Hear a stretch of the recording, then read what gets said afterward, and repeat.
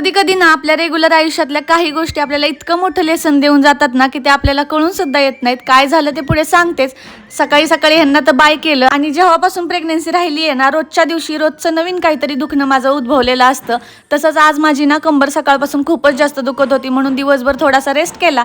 संध्याकाळच्या वेळेला स्वयंपाक बनवायला घ्यावा म्हटलं तर लाईटच जाऊन बसली. आता काय करावं सुचेना म्हणून एक फ्रूट खाऊन घेतलं. भूक तर लागलीच होती.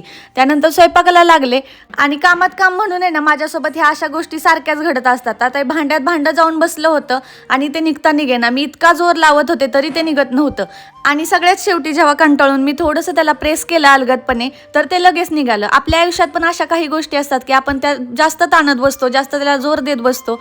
पण अशा वेळेला आहे ना आपण त्या अलगदपणे सोडून द्याव्या किंवा अलगदपणे ते प्रॉब्लेम सॉल्व्ह होऊन जातात. आणि इकडे यांची मॅच चालू होती आणि मी त्यांच्या मागं लागले होते की मला संक्रांतीसाठी शूट करायचे, मला हलव्याचे दागिने बघायला तुम्ही घेऊनच चला. मागं लागून लागून त्यांना बाहेर तर आणलं पण हे बघा इथे असे दागिने होते जे की मला अजिबात आवडत नव्हते. जर असे ओल्ड फॅशन वाटत होते आणि मला दुसरे काही ऑप्शनच मिळाले नाहीत. हे आमचं असं असतं, तहान लागली की विहीर खोदायची. त्यामुळे ना माझं ऐन वेळेला सगळं ठरलेलं असतं. आता बघू छान काहीतरी मिळालं तर शूट होईल, नाही तर नाही. Okay bye.